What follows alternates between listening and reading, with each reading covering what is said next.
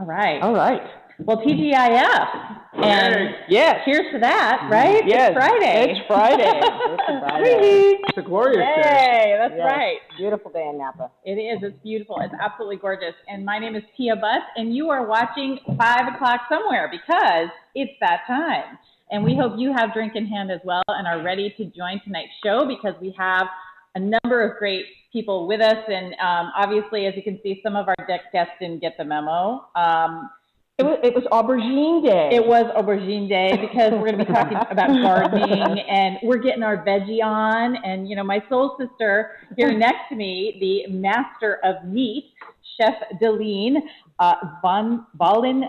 I'm going to get this correct. I'm going to get this correct. I'm working on it. Took me to second grade. Don't feel bad. She's forgiving me. She's been overly kind. She should slap me with a wet noodle every time I get it wrong. But Deline is here. And Deline, you want to introduce our other guest here tonight as well? I will. Today we have a certified professional nurseryman with us, and that is Maureen Jensen to my left. She has about 14 years. She spent about 14 years on an organic farm with friends where they farmed, raised vegetables to sell. She has been with a local nursery for 13 years. She raises 85 to 90% of her vegetables, fruit and vegetables, on her own plot of land at her home. I think that's about an acre. Is that right, Maureen? Quarter acre. So for she and her partner. She consults for many of the restaurant gardeners here in Napa Valley, and she's also an avid cook. We've really enjoyed talking food and food pairings and what I'm learning all about new seeds, which we're going to help with you today too. And also to her left is Michael Emmanuel, a 25-year chef. Yay, Michael! Thank you for joining us. He spent about 6 years with Alice Waters at Chez Panisse. I'm one of my so favorites. jealous. Yeah. So jealous. He has been cooking out of a kitchen garden, whether his or someone else's, for his entire career. And he's also known for cooking on a wood fire. So we'll talk a little bit about that too, for wood-fired foods. So, well, before we get into the Q&A, let me give you a few instructions and also a little shout out to our winery sponsor of the month. There are only 12 months in a year, and this month it happens to be St. Super Winery, located up in Rutherford. They make fabulous Cabernet Sauvignon as well as Sauvignon Blanc, and we hope that you'll go ahead and try their wines because we're really proud to have them be our sponsor on 5 o'clock on Toots Week all month long. In addition, if you have any questions for us tonight, we want to make sure that we hear them. You can log on live with your webcam by just going right onto the tootsuite.com page. You'll see the simple instructions there. If you want to be part of the conversation and you want to be live on camera with us, come on, let's do it. We want to see your faces. So just follow the simple instructions and you can log on. You can also just view the live show by just clicking View Live Show right on the home page. And you can also tweet us your questions. And to do so, tweet to @TootSocial with the hashtag 5 o'clock. And as you can see, the hashtag, the number 5, begins with the, 5 o'clock begins with the number 5. That was kind of a mouthful. I tongue-tied myself there. So @TootSocial with hashtag 5 o'clock starting with the number 5. All right, let's get this party started because we've got some fabulous drinks in front of us and we've got a lot to talk about. So we're going to start with the drink so that you all know Tia's introduced us to our wine of the day, or well, of the month. And with it being springtime, I have a weakness for tomatoes and gazpacho. And it's just that time of year was about, what was it today, 75 degrees here? Oh, beautiful. Gorgeous. Gorgeous. 75 degrees. I was out on the coast, actually, out on the beach, watching people set crab traps, and it was sunshine, and it was like it was summer. It was absolutely beautiful. This is the perfect cocktail to end the day with. This is a gazpacho martini. Oh, beautiful. Okay. So, cheers to that. Cheers. Wow, that Cheers was wonderful. all the way across. Careful. Yes. Ooh, let's try this. You got to tell us what's in this, too. Yum. So that would be great with a little crab cocktail. That when you right? said crab, I was Absolutely. like, here we go, right here. Perfect with that. I know. So we have about 2 cups of fresh or canned tomatoes, whichever is the best you can get for this time of year. Sure. A little bit of garlic, about 1 clove, 1/4 cup of red onion, a whole cucumber that has been seeded and peeled. If you have some, some baby cucumbers, the cucumber can really take this drink in many different directions, depending on the cucumbers you have. Sure. A handful of cilantro, and toss all of that into the blender. Then I blend it all up together, and then I put it through a coarse strainer. Okay. So I strain out all the solids, and to that I add about 1/4 cup of a light dry sherry. Oh, that's the extra something. I know. I couldn't figure it out. There was a little extra something. That's it. That's okay. it. There's a squeeze of lime and a couple of tablespoons of red wine vinegar, which also go in gazpacho. And then I put 1 part of my mix to 2 parts of a cucumber lime vodka. Ooh, that's also giving it some extra flavor. You can see that in there. Yeah. And there's a little bit of a kick, just ever so little bit, which I love. I like there's just a hint of the green death. Okay, yes. And I love a jalapeno hot sauce or a green hot sauce. Me and too. So just a dash, just to give a little heat. Well, it's delicious. I wish you could all taste it with us, but you'll just have to make it at home yourself. But grab whatever cocktail you have available. We don't discriminate here. Not at all. So we are going to start with Maureen, and both Maureen and Michael both grow all kinds of vegetables, and I enjoy growing my own vegetables as well. Though I'm getting anxious. I get my kind of pornography once a year. Those seed catalogs start coming out in January, and I'm just like, okay, what can I grow? What can I grow? What can I grow? Totally. Everybody's getting the fever. Oh, Everybody's getting the fever. Well, the weather is so nice. That's all I did last weekend was dig in my garden bed, dig out all the weeds, get them all cleaned up, pull all the tubing aside. And so they're sort of fresh, except no amendments, no nothing yet. I haven't done anything, but they're clean. So you'll definitely time to start amending your soils. Okay, your food is only as good as what you put into your soil. Now's the time if you want to use compost, if you want to use manures, if you want to use organic fertilizers. There's a lot of lines of organic fertilizers out here now. I personally use organic fertilizers, and I do vermiculture, which is the composting with earthworms. It's quicker for me. It works in my garden very well, rather than tending to a compost pile that you have to turn and you have to heat it up. The worms do an excellent job for me. So I've been doing it for years. And you can go fishing. And they're great. You need a few worms? Okay, yes, reach into the compost pile. I have inoculated my garden with worms over the last 5 years. I have 10 raised beds. So I set my compost bucket in the middle of the garden, wherever I change it. I put in my brown matter, my green matter, and the worms, because of them being inoculated into my garden beds, all come into my compost bin. I can fill it, and in 2 weeks, it's already down. Wow. So I use that as a continual basis, and I found that works well for me in an urban setting, which I am now. I don't have the country experience where I could be using the regular composting methods, but this is ideal for me. I love having conversations with my gardener friends because I learn so much every time. Right now, just hearing the way you have it set up in the middle of your beds, and it's accessible as it generates. I mean, I've got 2 large piles. We have some chickens, and we're layering our chicken,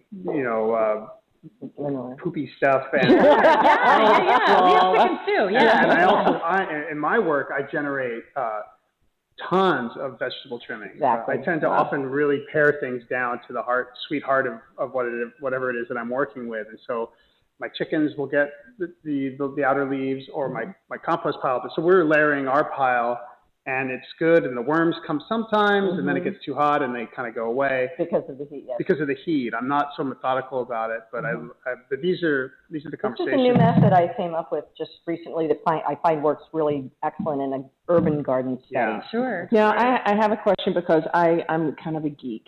Let's geek out. Let's geek out. I'm leprechauns too. I'm not holding that's back. why we're here, right? Yeah. Exactly. So is it a particular type of worm that you have inoculated? Yes. How do you find these worms? Yes, Where do you get these worms? it is a particular type of worm. we're talking worms I think it's Fetida canadensis. I'm not positive of the Latin name. I know it, but it's Would they be like red wigglers? It's called a red wiggler worm. Okay, all right. You can get them at most nurseries in the springtime. Mm-hmm. They're available often, sometimes even at your box stores. You can order them online. They're approximately across the board about $15 a pound. A pound. Wow. And a pound is approximately. A pound must go a long way. A pound is approximately 10,000. These Wow. are little. That's a lot of worms. These are little red worms, and they often, even just casings, come inoculated in their bedding.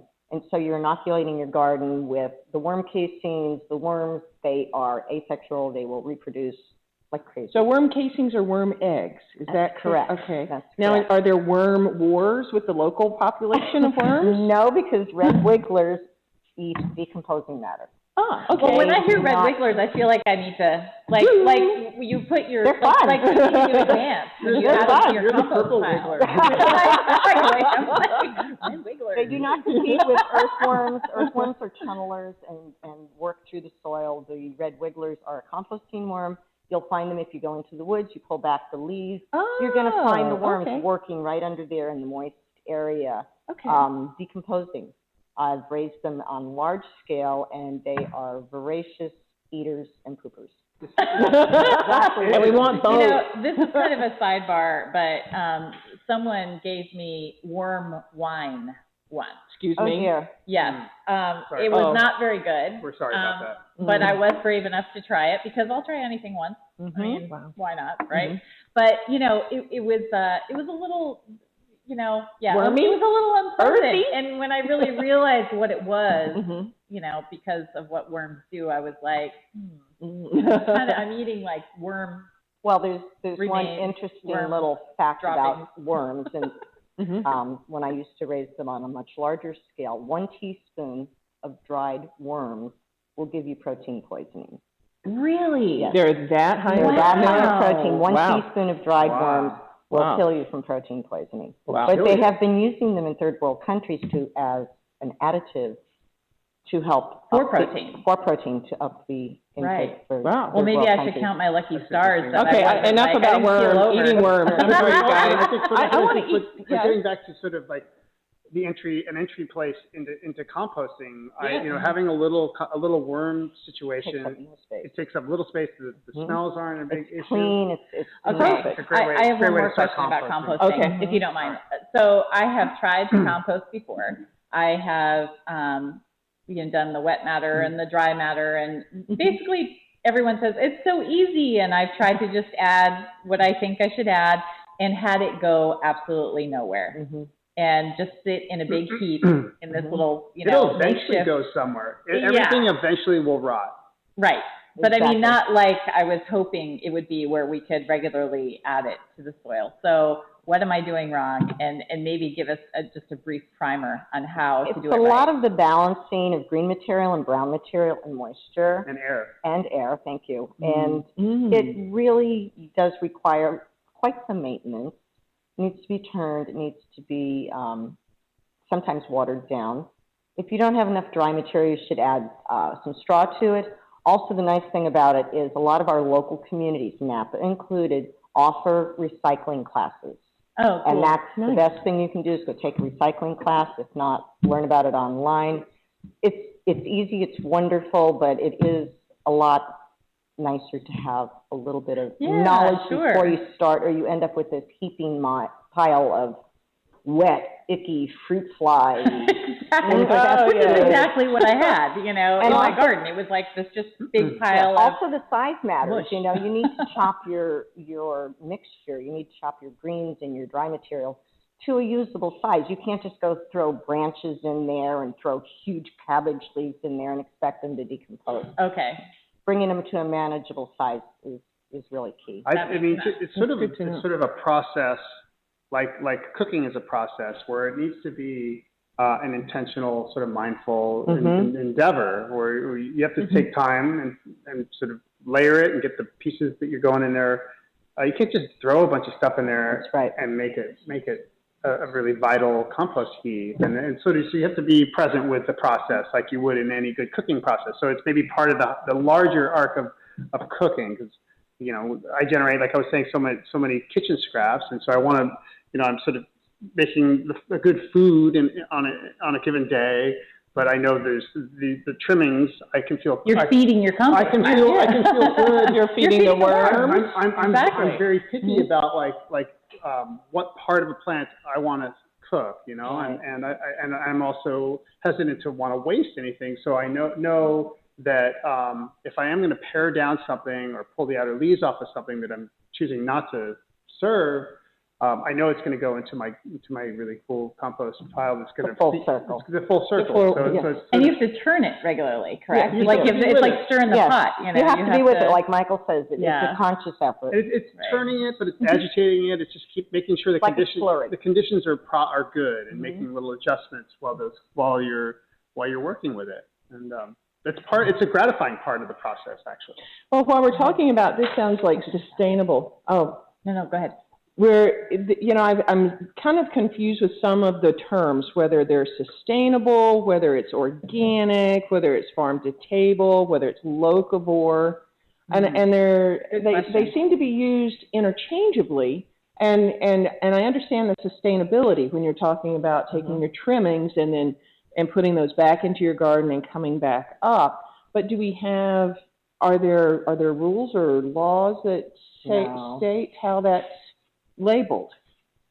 Well, there certainly are laws. I think the whole notion of organics has been kind of diluted over time, recent time. The term sustainable seems to be the term that's sort of caught, and it's sort of this umbrella idea about a philosophy about how you're going to grow, raise food for people, and it sort of resonates. And you can take it as far as you want, like any methodology.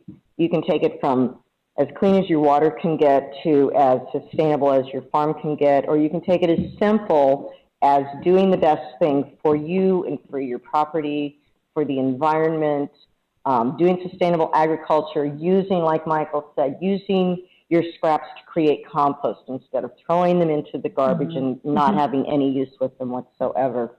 I try to always concentrate on not using pesticides, anything that's going to be going into the waterways, anything that's going to be going into my pets.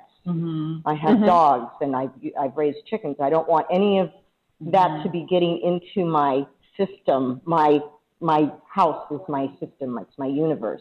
I want it all to be as clean and as recycled as possible. Right. But there are some differences, though, like that are very defined between all of those terms. And I think a lot of people get really confused about it, particularly when they go to the store. I mean, this may be even more of an issue in the store. What does it mean when it says natural on it? Really not a whole lot. What does it mean when it says organic on it versus just the regular products that I'm buying? So, and organic, if I may take a leap here, just from my wide background, but organic really involves not using any pesticides that are especially synthetic. You can use sulfur, which is a type of a pesticide, but that's a natural product. But it's no use of pesticides or herbicides, correct? Well, there are people that do organic gardening, sell organic plants, and then there are certified organic gardeners. Certified organic needs to go through an intensive process. It's usually about 7 years on your property that is monitored every year and soil tested and everything to make sure that you are complying with standards of organic certified gardening. You can do organic gardening at your home on your own personal level by not using chemical fertilizers, not using herbicides and pesticides unless they are certified or OMRI listed. So there's two different ways. A lot of produce in the market is listed organic. That doesn't necessarily mean it is certified organic. It just means that they were raised without chemicals. Okay. That's a good definition. That's a good rule of thumb right there. Yeah. Thank you. Thank you for that.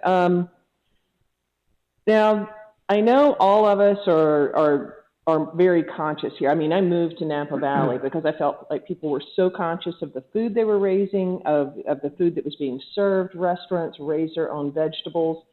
But I'm wondering, what are the most unusual vegetables that you two have ever, either grown or asked to grow for a restaurant? And do those things run in trends? I think yes. Absolutely trends. And what have you come up with? Quite a few interesting.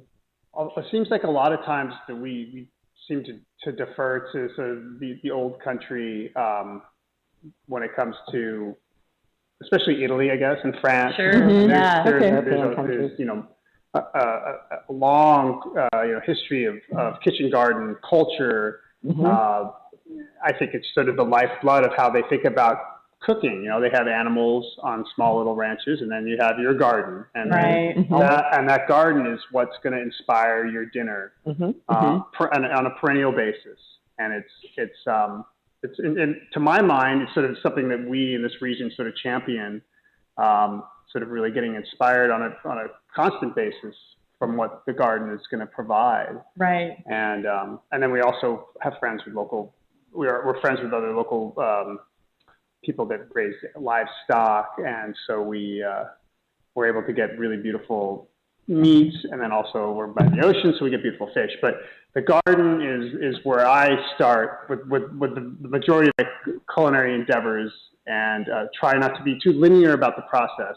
When I do my teaching in cooking, I try to instill this sort of ethos in their mind about sort of just trying to get out into the garden, being sort of present and see what the garden is going to offer in any season. And I know we've been talking about the things that are we're all anticipating to plant right now, but I'm still excited about what I'm harvesting right now. Like, tell us. Yeah, we want to hear. What is it? What's going right now? Well, I love chicories. You have the aubergine colors, but these also can these colors also exist in the chicory realm, which is that larger family of those sort of bitter sweet greens, the radicchios and endives and escarole and frisee and all that. And then the Italians have this huge palette of unbelievable heirloom radicchios, basically. There's different, and then they come in all these different colors, and these purples seem to be a kind of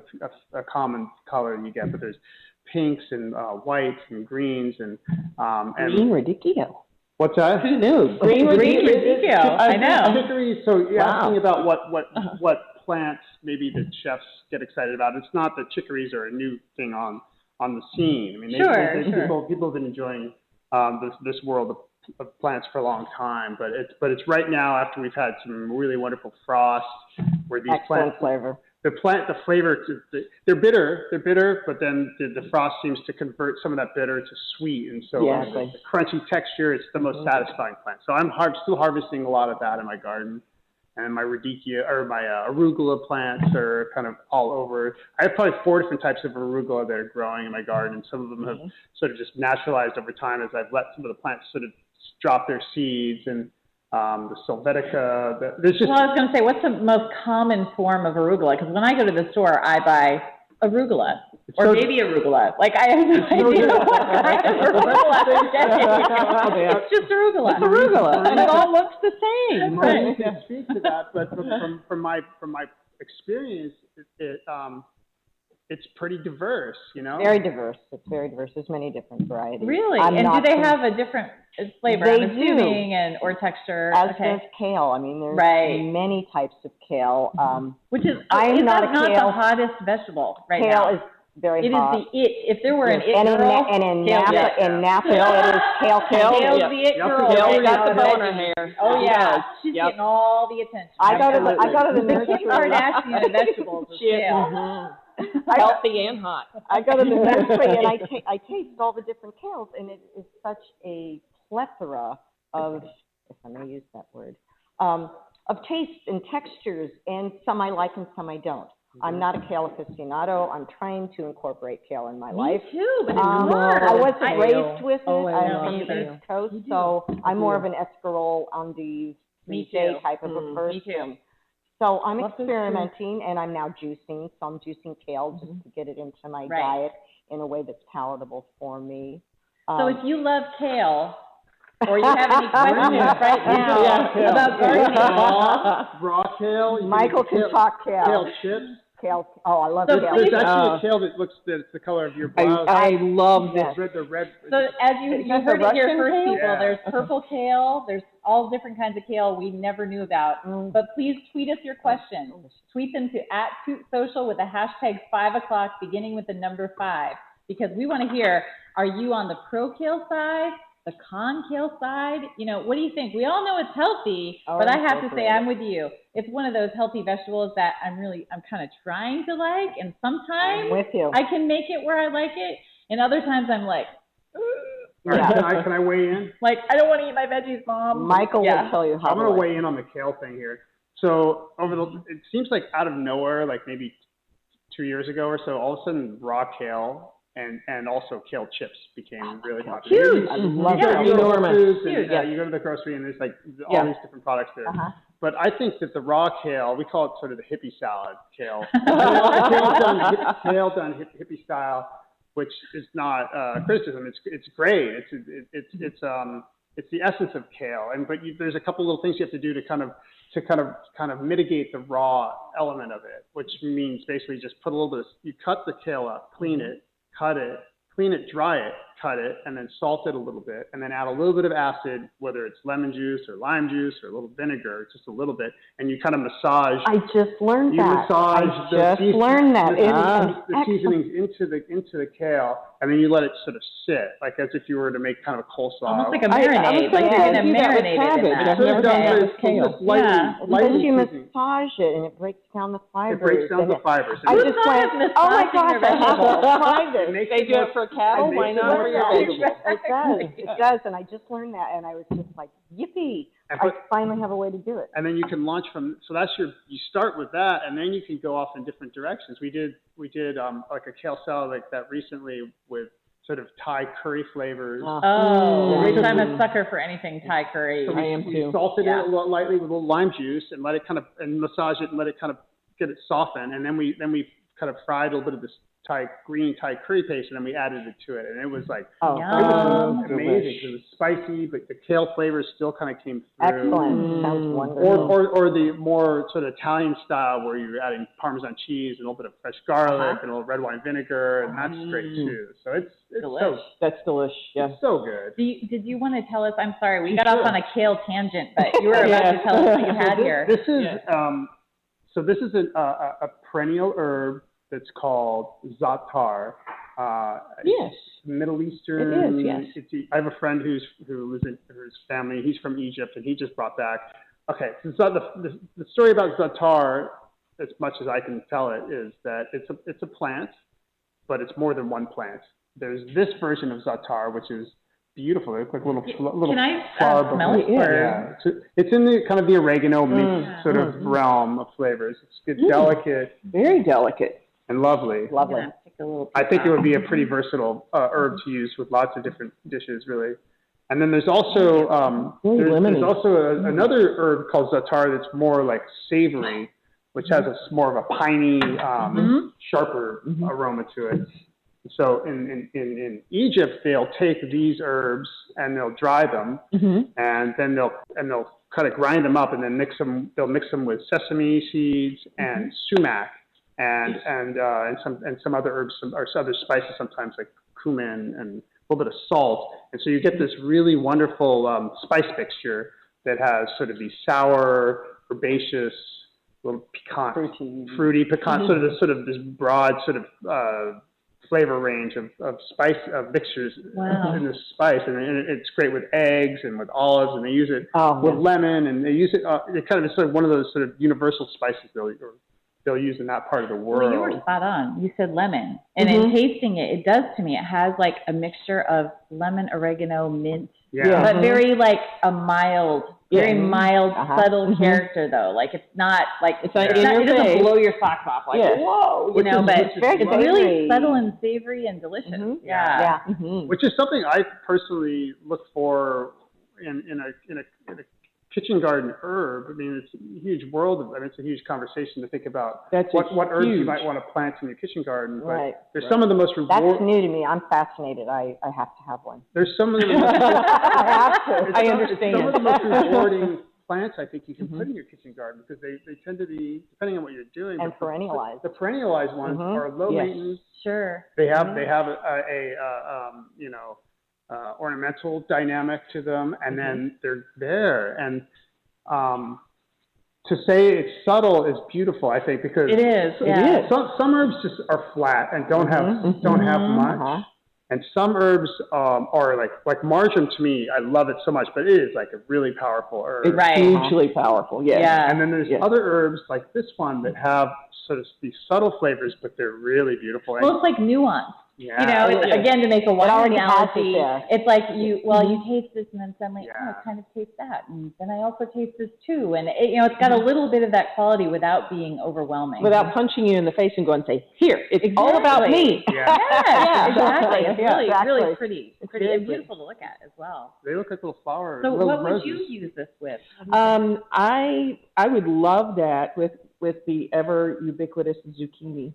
Oh, because zucchini is one of those. I love the flavor of zucchini, but it's basic, but it has different heirloom varieties have different flavors, and this is subtle enough that I could taste the zucchini because zucchini is so many times it's lost or it's glossed over by garlic. Because it's subtle as well. Because it's subtle as well. I agree. And I would like that on chicken.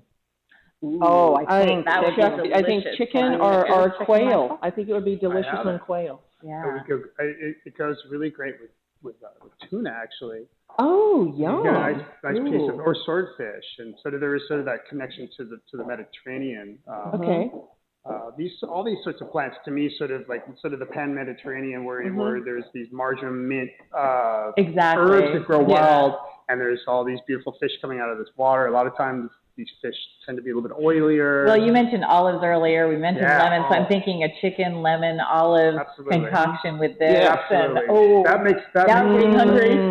That makes a lot of sense from a traditional standpoint. I would think they would think to use it like that. Because traditionally they probably would have used it with their indigenous fish. And what is this other herb we have here? Yeah. This is a new one to me. I found it today. It's called Minutina. It is in the plantain family.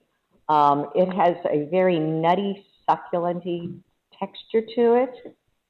And thank you. I just found it today. It forms rosettes. It's actually a winter green.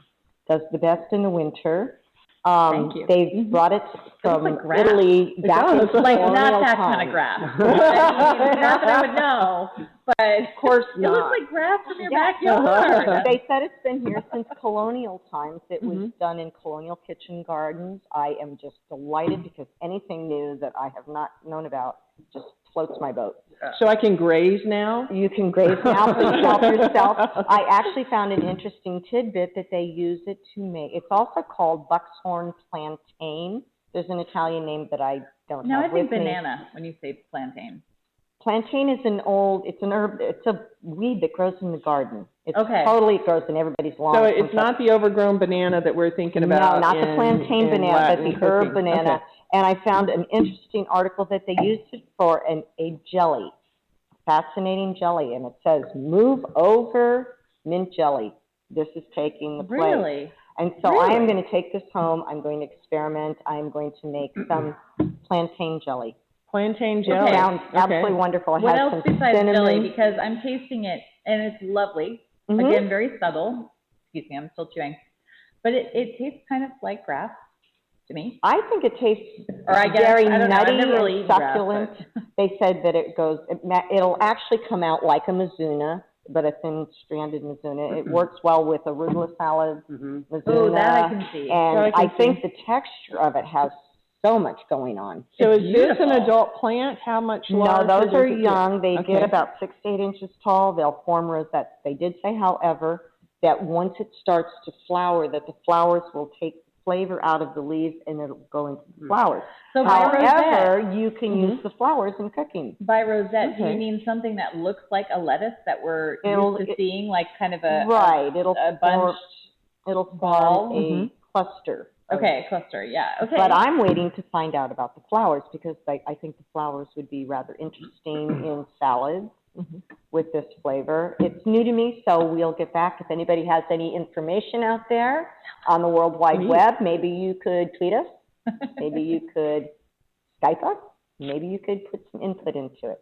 Exactly. Again, this is how you do it. At Toot Social, #5 o'clock.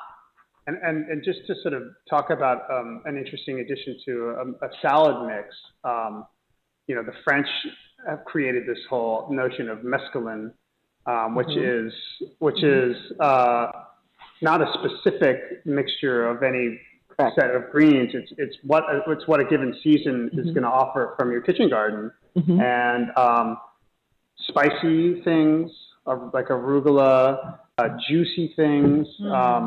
Herbaceous things. So you have this really interesting, diverse mix of textures and flavors, all mixed together in a bowl, just lightly dressed with a little bit of vinegar and salt and good olive oil, and that's the essence of what mesclun is. It's that the whole notion has sort of been bastardized a little bit, and I think you can buy a bag, it's all sealed up and it's been sitting and it's not that exciting. But at its core, and if you're aspiring to raise a really great kitchen garden, it's these sorts of plants that you can kind of create your own, make your own custom blend. And right. It's the nice thing about kitchen gardens. The sky's the limit. Well, what are the 5 plants that each of you would recommend that would be easiest to grow, that would guarantee kind of a first-time gardener some success? Yeah. And where, you know, and can you plant them together? Do they need to be planted separately? But if you had one container, say that was 2 by 2, I do the square foot gardening method myself. I love it. But if they just had 2 square feet to grow, you know, 4 to 5 plants, what would you recommend?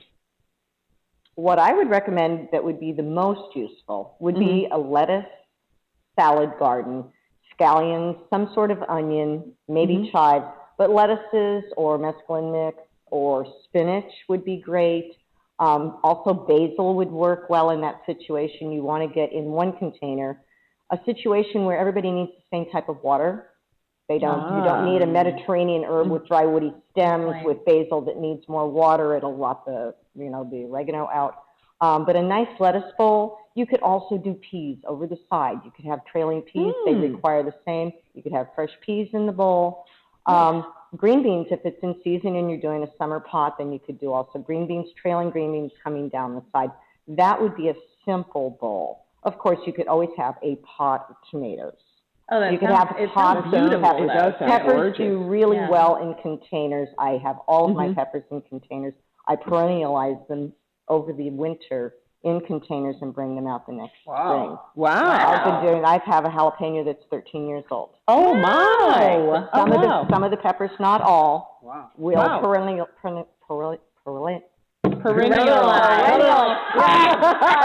Yeah, no more martini for you. Some of them will do it and some of them won't. More of your woody type of peppers. Also, the padron peppers are very, very popular right now. They will keep Those over. will keep. You can they keep. will. You can I've kept them overwinter over them very well. How do they? Do you notice a difference in flavor or production following the subsequent years? Yes, they come on faster. Faster? They come on faster. Wow. Flavor's still great? The flavor's still great. There's also the Japanese pepper called the shishito, which is kind of like the Japanese padron, which really hit hard this last year. That's big. These these peppers that have really thin walls. They're occasionally very hot, but generally they're green peppers that have medium heat, but a really bright green, delicious flavor. And they fry. And you know, in Spain, when you go to Catalonia or when you go to Barcelona and you go to the tapas bars there, there'll be a plate of them that have been fried with just good crunchy salt, and it's the simplest, delicious thing. And they become quite the it pepper in the last couple of years. They're delicious. Pepper. So, Michael, what would your 5 picks be? We're back to the 2 by 2 garden. So right? 2 by 2 garden. So I guess I don't have a 2 by 2 garden. So I think maybe it's sort of How much space do you need? My sort of style of cooking is a little bit less linear. I've got a number of beds in my front yard, and some of them are overgrown with nothing much. I got some wild strawberries and lots of weeds, and I have my chicories. I love a cardoon, which is probably the esoteric weird plant, but it's an official family, and it's a beautiful ornamental piece in your garden, closely related to the artichoke. Correct. And it grows a little wimpy flower as opposed to the artichoke, which is a more voluptuous flower. But you eat the stalks, they look like little celery stalks. Don't you dice those up fairly thinly? You need to peel, kind of like to peel a celery stalk. You get the strings off, and you blanch them in salted water. And then they have a specific delicious flavor and texture that's akin to artichokes, but a little bit bitter, kind of weird. Like you'd want to champion this sort of a plant, but it's one of those things that has such a satisfying flavor and texture once you get it pared down and you're harvesting it at the right time of year. And I'm kind of rambling about cardoons, but it's something I really like cardoons. Absolutely, so I'm a beautiful. champion of cardoons. And, so I love things. They actually grow wild on the freeway down by Benicia. Oh, gracious. Wow. So to answer your question more completely, I tend to try to anyhow. I'm just asking for a recommendation for a beginning Exactly, gardener. because say if you live in an apartment or something, Okay. or in the I'm just in a trying city to I want people to grow something that they can cook with. So there are so many amazing seed outfits right now that are doing amazing work, and a beautiful mescaline mix that you condition your soil nicely. And I just do sort of this broadcasting with my seeds, where you just kind of throw it out there. I've learned a lot visiting with Maureen at the nursery where she works, and I always go in and ask the nursery people, like, what should I do? And Maureen that is a good tip. That is a good so tip. Ask your expert.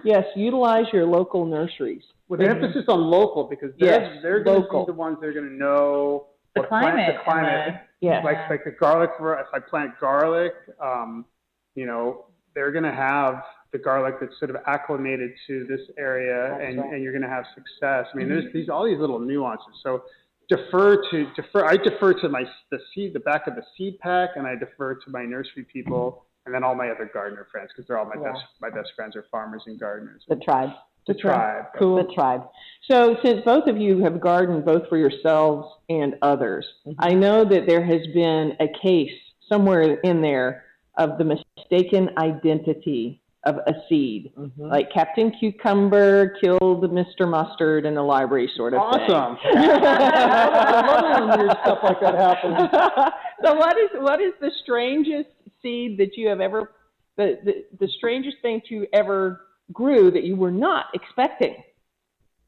Or one of your clients grew and they came back going, what did you put in my packet? I do know someone who tries to do competition pumpkins every year. Yes. And they bought the seeds. So you're talking the monster, the ginormous? Okay. And they tend and they heat the soil and they cover and they cloche and they do everything. Oh my. And they planted and it came to fruition, and it was a zucchini. Oh my God! A prize toll with a microbier and everything. $100 of amendments for a giant pumpkin. Oh and my it was goodness! A zucchini. Oh, that's a great pumpkin. Yeah, you sure got a blue ribbon. That is so sad. When I grew up in Georgia, and as a kid, and okay, this is many years later. We, if somebody really got angry at someone, they would collect the seeds off the kudzu plant and toss it in their front yard. Oh, that's mean. If you know what I've lived in the South for a bit too, and so I know what kudzu is. So do you want to explain what kudzu is? Kudzu was brought into the South to prevent soil erosion. I think in the 30s, it was one of the things that they brought in because it could be used for multiple things. The roots could be pounded into a flour. The stems are very fibrous. They could be beaten down, woven into fabric. It is a legume, so you could if it didn't kill the everything around it or the equipment that was harvesting it, you could bale it and feed it to cattle. So it was this one plant fixes all. And help stop the erosion in the South. But what they don't tell you is that kudzu grows between 4 to 8 inches a day. You can literally sit and watch the leaves unfold and the little trindles reach up, and they will take over a tree. It's like a weed. I mean, it takes over everything. It just takes over everything. It grows faster than anybody can tend it. Right. So, that was, and when I was growing up, that was before Roundup, and so nothing really killed it. You had to put pigs on it to root it out and kill it. Wow. So I'm just wondering if anyone has ever planted a totally invasive plant.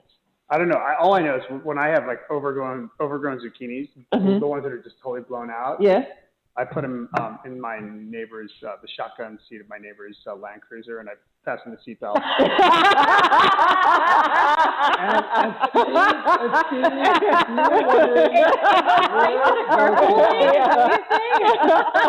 Straight to the carpool lane? Exactly. Put a hat on. If we can, like, we've kind of gone off on all kinds of cool tangents here, but if we can back up, just because my beds are clean, like I said, I'm going to be selfish here for a minute. And you said I need to amend my soil.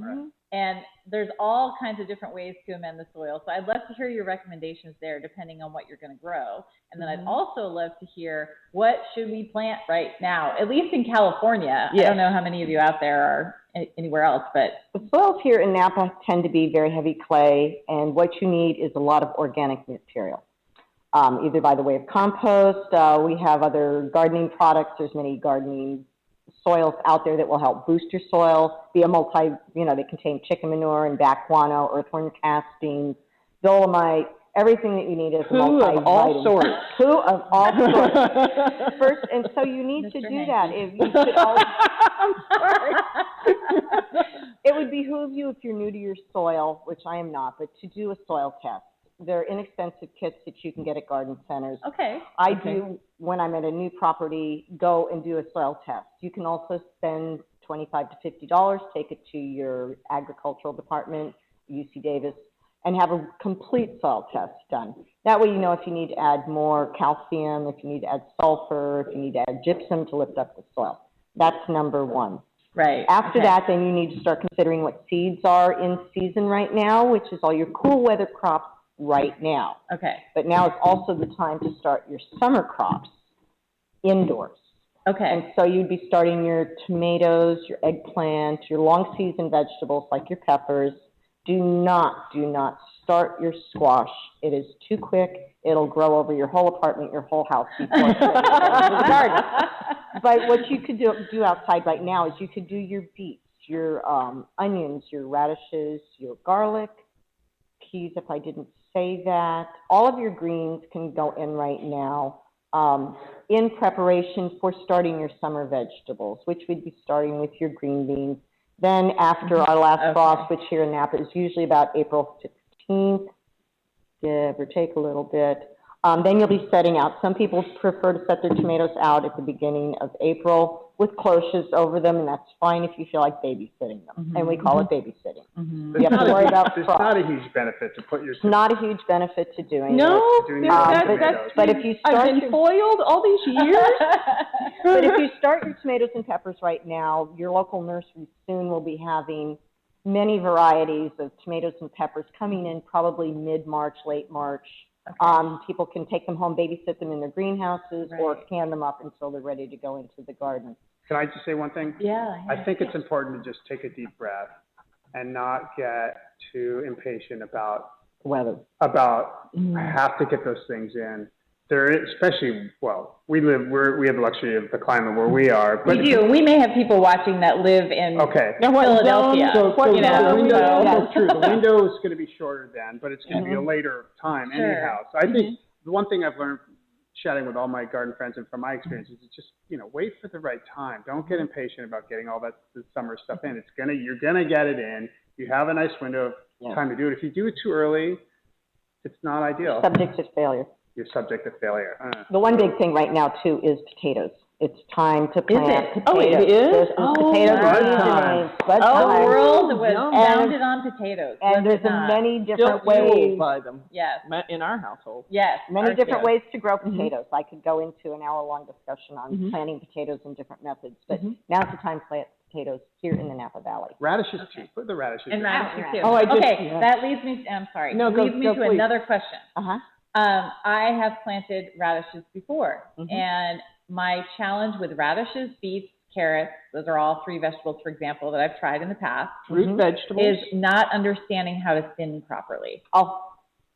It's a Zen thing. It is, but it also, it makes me sad. I'm like, oh, and there goes the It's another opportunity. I toil over it. I have an excellent resource for that. Okay. You use them as microgreens. Ooh. Oh, I love Look at that. Oh, yeah. That was one of those fancy up in here. moments. I love thinning my radishes and my beets and using them as small microgreens in my salad. They are quintessential. They are the freshest of anything you can eat. Okay, so how much do I thin? Because I don't know if I end up planting too close together and I have like all these little sprouts, and then I'm like, okay, well that looks like a good distance, but usually an inch. Okay.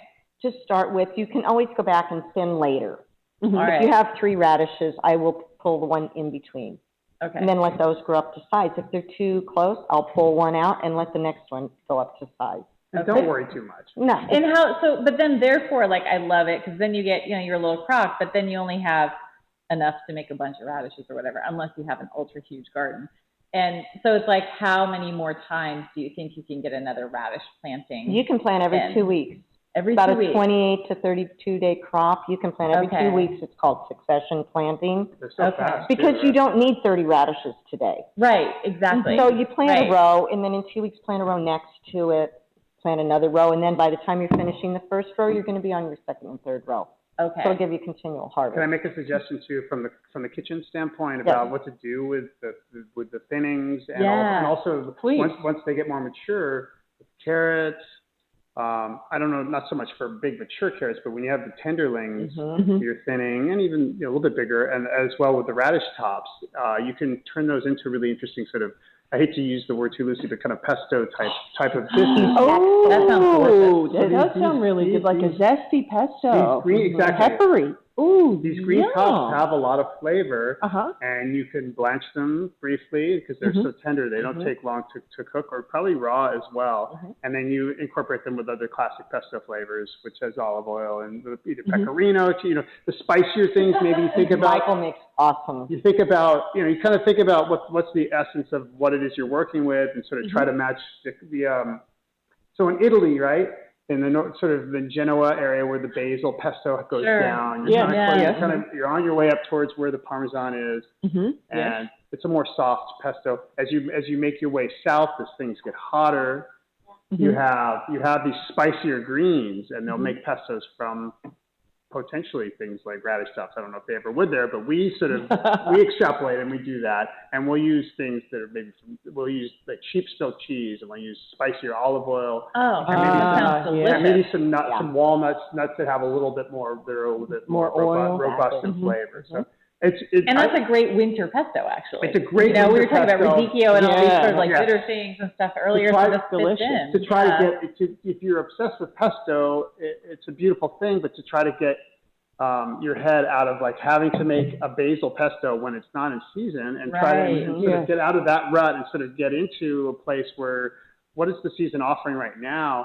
And there are so many of the restaurants I know, some of the really progressive restaurants in San Francisco right now are and not just restaurants, but good progressive cooks, resourceful cooks are utilizing these little bits that have traditionally ended up in your compost pile. So it sort of behooves you as a cook to taste these things and see if something is really overly astringent to the far end, then maybe it does go into your compost. But try to be sensitive through the arc of the growing season to see what's palatable and how you might think about applying it. So using inspiration from the old country to kind of work at. Well, and that helps immensely, because as a gardener, my greatest frustration is spending all this time growing things, and then they don't taste good, or something happens. Or I end up like the thinning. I would have never considered using them as a microgreen, because I'm like, but but there's all that effort. Exactly. And you feel like yeah. you're wasting something, You but do, this and doesn't you're make it feel that way. Yeah, and you then get to enjoy using it. that circle. And then with the young greens, making a pesto. I love these ideas because that makes my garden feel so much more bountiful. Totally. It's called sustainability. It's using everything that you have. But it also makes you feel good. It does. The wasteful dynamic that you want to get out of that. You want or get chickens and then give the chickens love the mature carrot tops. That's a good idea too. I mean, we give our chickens lots of. We have 5 hens. They're almost going to lay some eggs soon here, but we just kind of experiment and give them things from the garden. They love the tops of the carrots. And I don't know if many people are aware. Many cities, such as Napa, you can have up to 5 chickens in town. Now, I would not recommend roosters. Oh, I thought 6 chickens. I think that's the limit. I thought 6 is the limit. Okay. No roosters, but 6. But no roosters. Up to 6 hens. So you have something to recycle some of your compost. You have your own fresh eggs. Exactly. You have the shells to bake and crush down and put back in your compost. I mean, it's that whole cycle of life and food and making the most of what you have without anything being tossed without thought. And it's fun. Exactly. Well, it's fun. Well, you go out and it's like, it's like a present every day. It's like Christmas every day. You go out to the hen house. You laid the egg. Thank you. You know, very satisfying. It's just so exciting, and they taste phenomenal. It also just keeps you excited about eating and cooking real food. I think people get bogged down. People are looking for that answer, like, I want to cook good food for my family. I want to keep it real. Yeah, and I think by having this sort of kitchen garden to whatever, even if it's just a small little window box, or if you're expanding out into having some chickens or whatever, it keeps you in a perpetual state of being excited about what you're going to eat. And I think that, to me, is sort of the key to... And having met your son, he fully envelops all of this. He's a picky little kid. He's got a really sensitive palate. He totally gets it, but the strong plate, he's not ready for the za'atar yet. He's not there. But he's ready for the chickens and going out to the garden. He's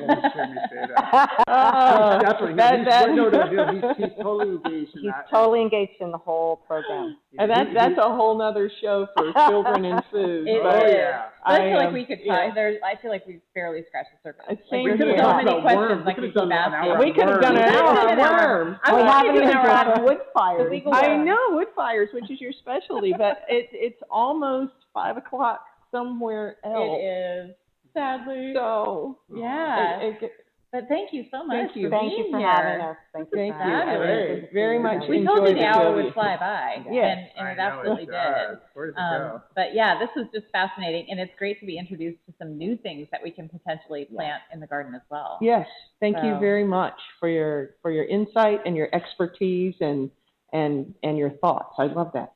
And will we have this recipe available? We surely can. I can write that down right now so Gracie can put it up tomorrow. Perfect. So that you can all enjoy these. What's the name? This is a gazpacho martini. Gazpacho martini. I thought maybe you would add your special little, it's a really good classic thing. I don't want to mess with it. Martini. It's delicious. Ladies. Yes. Cheers. And enjoy the rest of your Friday. Have a fabulous weekend. Yes. And we'll see you next Monday on 5 o'clock somewhere. And is there anything that we need to tease for that? For Monday? Yes, Monday's next show? week. Next week. Next week. Week. So we'll just let you tune in and check tootsuite.com to find out more details. All right. Cheers, everybody. Cheers. Happy Friday. Woo-hoo. Woohoo.